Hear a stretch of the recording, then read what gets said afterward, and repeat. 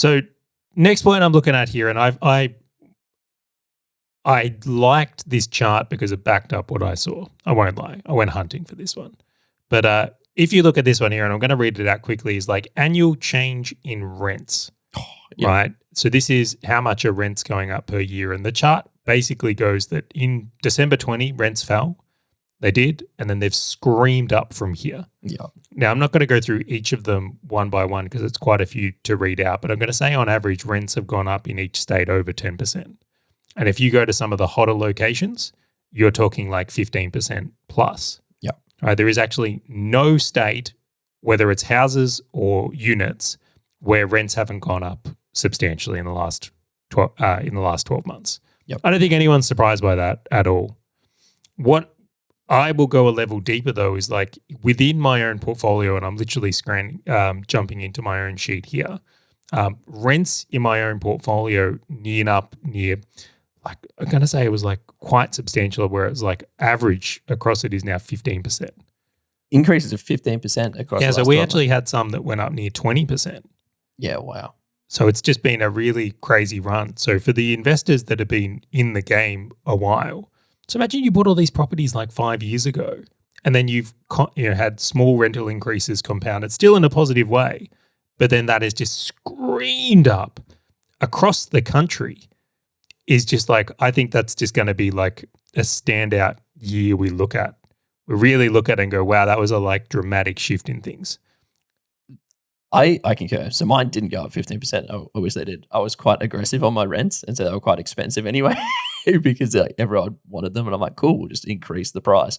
And so I think it would have been about a 5%-ish. So we didn't have huge increases, but we've still got people who are about to sort of rotate out start of this year.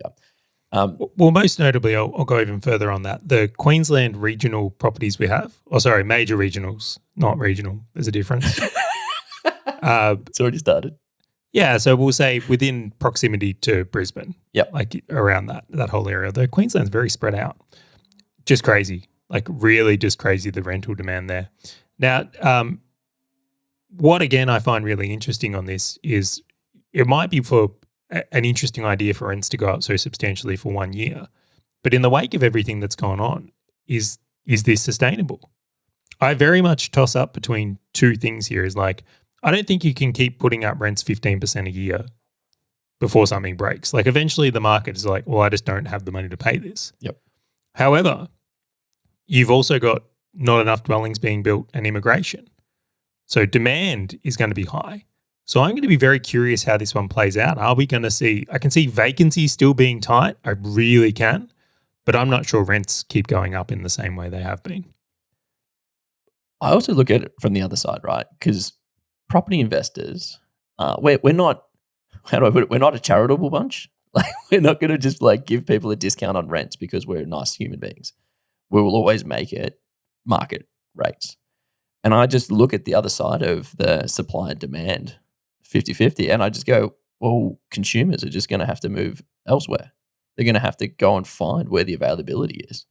Interesting. So your belief is, let's say someone was living in Rose Bay in Sydney. I know it was quite an expensive area to rent. Yep. And you're saying, well, rents have gone up and do you know what? I can't afford to live here anymore. I'm going to go move into I don't know, well, let's say the Blue Mountains, which would be cheaper.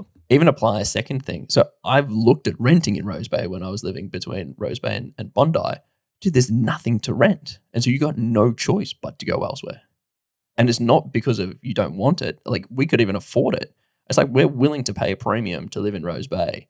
There was nothing available. And so the choice was you just have to go elsewhere. Like it's just, there is like, you just don't have any other choices anymore. And so I look at that and I just go, well, I'm like, and I'll articulate this via a question. Like, would you be that you're a super nice guy and I love you to death. Would you just go and stop increasing your rents for the next 2-3 years just to be a nice guy and make sure that people have places to stay when everyone else around you is increasing? I kind of view that differently. I look at this and say it's all meant to go up. Like in economics, like rents are supposed to go up, wages are supposed to go up. Like that's what the system does. Mm-hmm. Like by its very design, there's a propensity. Like the inflation is real, growth, like it's all part of it. Like you only have to look at history to see that. Yeah. And so to that point, I just sit there and I say, I agree that they won't keep going double digits on growth. Like they're not going to go double digit percentage on growth year on year on year. But the way that it will equal itself out is when there is zero supply, because it's either it's priced perfectly for people to be able to pay for it. And they go, cool, I'm happy. And then everyone else goes, I want to get in, but I can't, so I have to move elsewhere. Or it becomes too expensive, where a suburb or two down the road is just like, hey, like I'll just pay $100 less and I'll just drive the extra 5 kilometers is fine. And that's where that equilibrium, which is then another reason why I think that some of these outer sort of regional areas will also continue to rise, because there's no availability in some of these, to your point, major regions. Like there's nothing. And so you just go, well, there's your natural, like the course and the order of the world will just align itself. I'm going to put a speculation on this, and I love that this episode is both turning into us interpreting this report and then putting wild speculations in there that are not financial advice. Definitely. That was a disclaimer. If rents keep going up substantially, like let's pretend they go up 10% a year from here, there's going to hit a point where that just becomes so attractive to build dwellings. And I think there's going to be a builder and developer like rampage. They're going to start looking at this and saying, that development I said I wasn't going to do because, building costs have gone up so much, starting to look pretty juicy. Totally. You'll start seeing apartment buildings going up in like these regional areas that you never would have thought. I remember I went to my parents' house and they're in Gippsland. Dude, in the middle of Gippsland, there are freaking apartment buildings. No way. Dude, there's an apartment building in so my parents live kind of near Warragul.